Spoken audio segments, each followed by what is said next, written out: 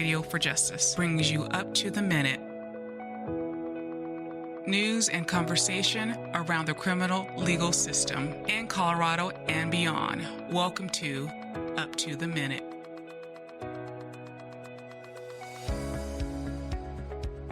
Welcome to a new season of Up to the Minute on Colorado Radio for Justice. I'm your host today, JoyBelle Phelan, and we are at Colorado Criminal Justice Reform Coalition with Kyle Giddings, and today we're talking about the start of the legislation session and a great big win against the JBC. Yeah, we rallied the troops in the No More Prisons Coalition and packed the JBC, the Joint Budget Committee's hearing room, while they were hearing a supplemental request for 788 more prison beds for the Department of Corrections. And for the first time in the 25-year history of CCJRC, the committee voted no. You cannot have these beds until you come back with a plan on how you're going to safely manage your population. So, huge win. Shout out to community and our allies that rallied together and put the pressure on JBC and got it across the finish line for the first time ever. Folks might remember when we had an interview with Christy, we talked about how there's a budget year, there's the long bill.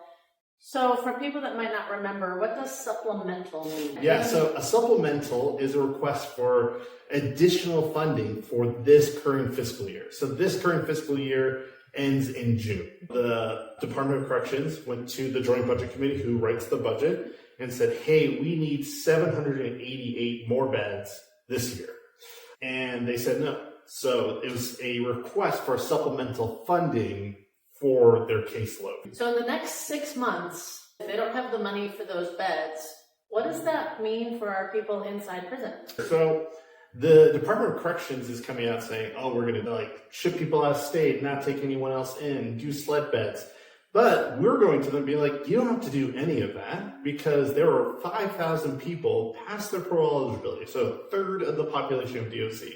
So you could implement some simple procedural changes within the Department of Corrections, as well as support the Prison Population Management Measures bill that we'll get into here in a minute, to reduce the population safely and help folks that are just stuck in red tape and purgatory of not being able to get classes completed or parole plans written because their case managers are having to do security duty instead of helping them write parole plans, to help resolve the population pressure. So every month for a year, if we diverted 3 people from every judicial district into sober living, to probation, to a halfway house instead, there wouldn't be a bed request right now.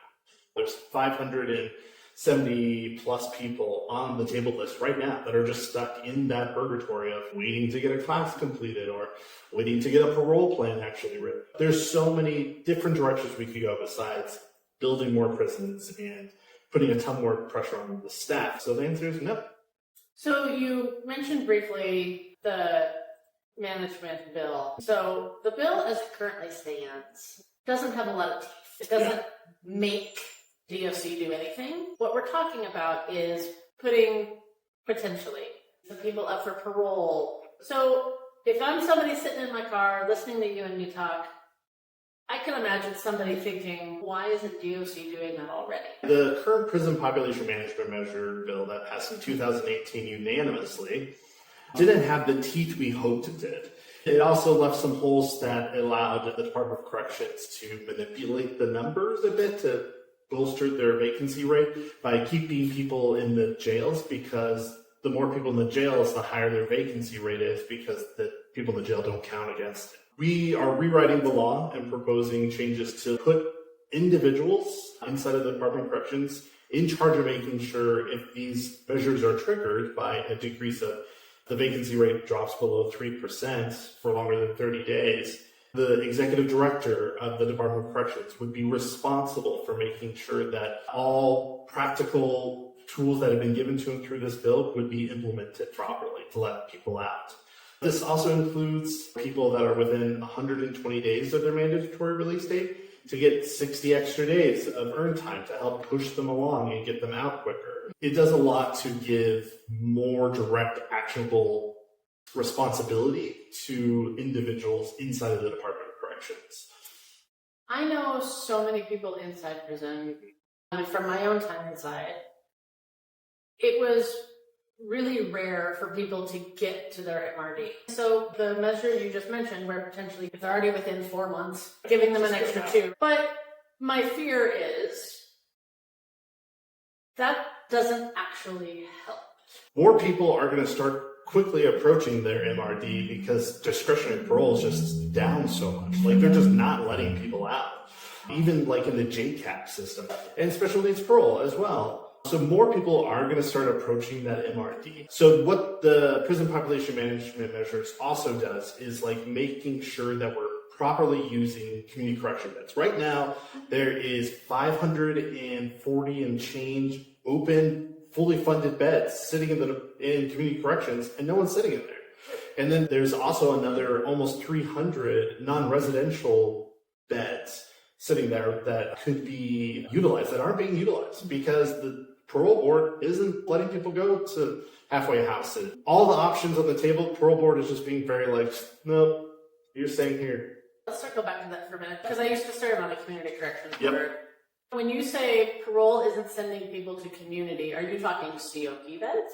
It's complicated because there's also the problem of the correction boards across the state not being unified in how they admit people into the community corrections program. There's some counties like Larimer County, which is apparently like the gold star, which is like as many people as they can get right now, but they're running out of space. But then there's other counties like Weld County, which is letting no one in, right next door. I know there's some counties that have rejection rates in the 90%. There's a lot of discussions right now. This win at the Joint Budget Committee has opened so many doors for us to have some real conversations with legislators and with the governor's office about what can actually be done to help get people out and actually safely manage the population. Because right now, the executive branch is very clear. They're in committee on mic saying, we're going to build a prison. It's inevitable we have to build a prison. It's not that easy. No. Not that fast. And it's, not that fast. What are you going to do between now and then? And right now they're talking about leasing a couple closed private prisons, but those need time and money to get back up and running because they've been closed a long time. And to your point around the union, who's going to staff those? Who's going to staff those? Because they can't find anybody. Another element on top of all this is the fact that Homeland Security is taking over some of the private prisons for ICE detention. One in Hudson, just north of Denver, has already been fully funded, and they're going to go operational probably pretty quick. And so that's going to suck staff away from other counties. And then one in Walsenburg is fully funded. We don't know the timeline of opening that, but it's fully funded. And it's also going to suck staff away from the Department of Corrections because they're offering all these great bonuses. They pay more. And so they're just like, there's no clear path forward. Like, they can build a new prison. And then, like you said, it takes 10 years. And also the Department of Corrections said on the SMART Act hearing that it's going to cost somewhere between $360,000 and $600,000 per cell. And the state doesn't have that money. Not at the same time when they're facing deep cuts to healthcare and higher education, K-12. Like, the state has $4 and 3 raspberries to like balance the budget, and those raspberries are sour. There's not much there. Our state is not in a place. We're funding more prisons versus education. So let's talk to the people that, because we hear this a lot, public safety. Sometimes more rural counties tend to say they don't want people from outside their community. So when we're talking about community corrections beds, again, sweeping generalization, this is not everybody. But you mentioned right? I heard it myself when I was on community corrections. If you weren't from their county, if you didn't have ties to that county, they didn't want you there. For lots of fully valid reasons, and some maybe not so valid. So how do we talk to the people that are concerned about public safety, care about their counties, care about their neighbors, but they're concerned around who are you sending to my community? So it's like having a conversation with the community boards about the fact that there's so many folks who are elderly, who have statistically aged out of crime, that are stuck in the Department of Corrections. People 50 years old and over are the largest growing population inside of the Department of Corrections. Even Governor Pohl has talked about it, about how like older people tend to not commit crimes, so related to Tina Peters. And we agree, so let's figure out a way to let more of them out. The prison population management measures, in particular, only affect individuals who like theft or like drug possession, low-level stuff. So we're not putting folks back into community that haven't proven themselves. A lot of them have completed whatever classes they can get their hands on inside of the Department of Corrections, but are also no one convicted and serving currently a violent crime. So it's all the low-risk folks who struggle with addiction or committed theft or whatever, getting them back into community and just making sure that's safely managing our population, because it doesn't make sense to keep these low-level offenders locked up inside of the Department of Corrections while the Department of Corrections is exploding. I know plenty of folks inside who did commit violent crimes. They were younger. There are a zillion studies around how your brain is not fully formed. I always feel bad. Like, I committed white-collar crime. I was considered low risk. Mm-hmm. I personally know some people who committed very violent crimes who, yes, made bad choices when they were younger, Mm-hmm. potentially would even agree with me to say they deserve where they are right now. Mm-hmm. And it's been 30 years. They're not the same person. They've done as much programming as they can because they're not always eligible. I imagine we're focusing on nonviolent crime because no legislator on earth wants to be seen as being soft on crime. And we have so many people in our population, and I'm sure in other states too, who, at what point have they actually, at what point are they done? Have they paid for their, do they deserve a chance? Yeah. So the prison population management measures doesn't deal with that, but there is legislation coming down the pipeline this session that will be a sort of second look for folks who were convicted of violent crimes, who served at least 20 years of their sentence, to get an opportunity to go on parole much sooner than they might be eligible based off their original sentence. There's also a bill coming down the pipe from, I can't remember who, but what it does is give a second look to individuals who were convicted of crimes who were also victims of crimes. So victims of human trafficking, that kind of stuff. To help individuals who have served long periods of time have a second chance of getting out. One, it costs the state a great deal of money to keep these folks, the older population in particular, locked up for a long time. During the Joint Budget Committee, they were talking about there's 3 people inside the Department of Corrections whose medical care costs $800,000 a year. Just those 3 people. It's like, why are they in here? Why aren't they in community? Placed in a different place, so they can receive treatment at much lower cost. Like the state's contribution for Medicare and Medicaid is much lower than the full cost of doing their treatment inside the Department of Corrections. So there's a lot of movement to hit every population. PPMN was not designed that way because it was introduced before our huge win. It was designed to help take the pressure off, not open the floodgates. But there's a lot of legislation moving right now and lots of discussions happening to help take the pressure off in every little population. The JCAP folks, the special needs parole folks, individuals who can't gain access to sex offender treatment. There's lots of things happening. I can't talk about it all on here quite yet. But there's a lot of discussions because this is the first time in the 25 years that JBC said no and said, come back with a plan on how you're going to deal with this. Because they made it really clear, unless if you come back with a plan on how you're going to safely manage the population, the answer is no. So is there a timeline by which they have to come back with, we're going to hit budget planning for next year? Mm-hmm. So the Joint Budget Committee figure setting is in March, which is pretty quick. Yeah. DOC already came back for it's called a comeback. So if they don't get what they wanted in their supplemental hearing, they can do a comeback within 3 days to request it all over again with a different angle or a different argument or something like that. Okay. So they came back and the director of the State Office of Budgeting and Planning, Mark Ferrandino, was like, give us everything. Rep. Sirota, who's the chair of the Joint Budget Committee, was like, why would we give you these beds when it's clear because we didn't, you're actually doing something now? Because in the Joint Budget Committee hearing, they were talking over and over again about there have been many bills sponsored, put through the sessions that the governor's office has just killed or not even seen the light of day to help deal with this population issue, to help safely manage it. The governor's office has stood in the way of so many reforms, and now DOC's population is exploding. Why should we not hold you accountable to that? They're not going to get those beds. So the governor's office getting together with DOC. What does this look like? How do we do this? If you have ideas, send them in. It's like now or never, I think, to be able to advocate and to communicate real solutions with dealing with the explosion in population over the last few years. We are working with everyone from the Public Defender's Office to the Bureau Justice Center, who's been on this show a handful of times. Everyone and anyone who's been in the work to come up with as many ideas as we can. And talking with electeds about, will you run a bill that will do this?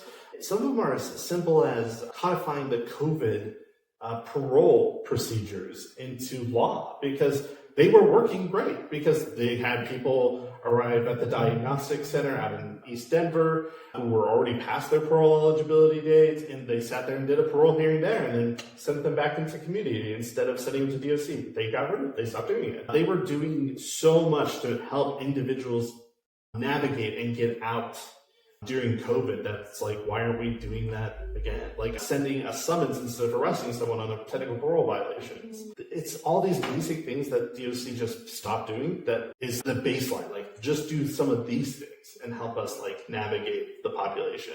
But then also, is it second look? Is it the prison population management measures? Is it reform to JCAP to make it easier for JCAP folks to get out? Everything's kind of on the table. So if anyone inside is listening to us, send us a letter. I guarantee you one of your friends have our newsletter that has our address on it. So go ahead and send us a letter of what you think would work. Because some of our best ideas have always come from folks inside. Let's play with that second look thing you're talking about. This has come up before, and nothing is ever retroactive. So we might pass a second look legislation, right? But it doesn't impact the guy that's already been sitting in prison for 15 years. At what point do we start helping those folks? So that is the goal of the second look bill, is a way around the retroactive issue because of the Herrera decision making, where you can't just go back and resentence people. And so that is the goal of the second look, is to create that pathway around that decision, to give those folks who've been in for 15 years and their co-defendant has been out for 10, that option to be able to potentially get out. So I know you said there's some stuff you can't talk about yet because it's still percolating in my coffee pot. But is there stuff? Are there any other bills that CCJRC is excited about potentially supporting that the public needs to be aware of to help with in any way? TBD on the real decarceration stuff. But one bill that we've partnered with Stand With Children with is a reform to the restitution processes.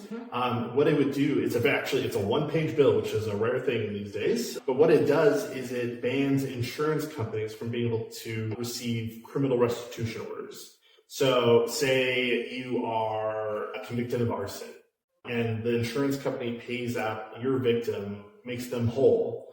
Right now, the insurance company can then go to court and say, I deserve that money back, even though they are paid premiums to do this. This is literally the industry they exist to, that's what they do, is insure things. So right now, folks are getting slapped with huge restitution orders. I'll give you an example of my restitution order from my cases. So I pled out my case. And then because I pled out, I couldn't argue really the list of things someone said I stole. And they showed up with this gigantic list of things I had never even seen before in my life. But there's nothing I can really do because I had already pled guilty. So I was slapped with $72,000 of restitution, and it was to Allstate insurance company. I've been paying on it since 2013. And because in the state of Colorado, any victim who's been given restitution, they are given interest on top of that. So 8% interest. It used to be 12. It was 12 for a good chunk of my restitution times. So I am down to the last $20,000 of that original order. But because of the interest, I owe $64,000 in just interest to an insurance company. So we got together with Stand With Children, who works on a lot of juvenile fees and fines as well as adult fees and fines, helped pass a bill last year that required the warrant check for detainees before you're released on parole, that kind of stuff. And they're like, that doesn't make any sense to us. And so this bill would eliminate the ability for insurance companies to claim criminal restitution and help folks who are... Now, the retroactive thing, that's the $1 million question, right? I think there might be a case where the interest isn't covered by the Herrera decision, because that was a separate thing that doesn't take effect until a year later, and it's not included in your original sentence.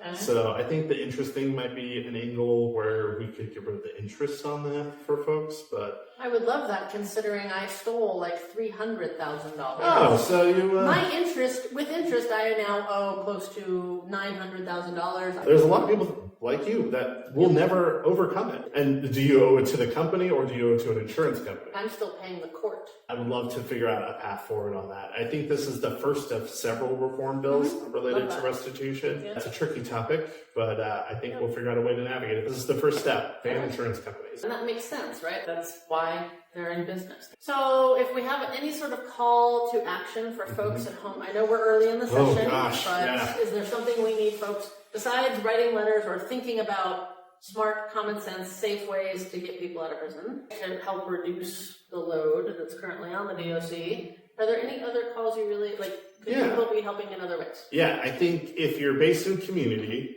go to ccjrc.org/get involved and sign up for the No More Prisons Coalition. That way we can keep you plugged in on what's going on. For the folks inside, I think something that would be really impactful is if they would write letters to Emily Sirota, Kyle Brown, Judy Amabile, and Senator Bridges, as well as Representative Taggart and Senator Barbara Kirkmeyer. That's the JBC. Hopefully, maybe we'll post that somewhere. I don't know. If they could write letters and explain their experience inside a prison because of the current conditions with staff not being able to support, and send those letters directly to the JBC members explaining their lived experience, I think that'd be a really impactful statement. Okay, maybe we can work on that. Yeah. Thank you so much for listening to our discussion with Kyle around what the early stages of legislation looks like this year. You've been listening to Up to the Minute on Colorado Radio for Justice. I'm your host today, JoyBelle Phelan. Thank you, Kyle, for your time. Thank you. And we will see you folks next time. Up to the Minute is a production of Colorado Radio for Justice. Tune into our 24/7 broadcast on www.radioforjustice.org. Listen on the app from the App Store and Google Play. Catch this show and other original works shifting the narrative on the criminal legal system on Apple Podcasts, Spotify, YouTube, or wherever you get your podcasts. Colorado Radio for Justice.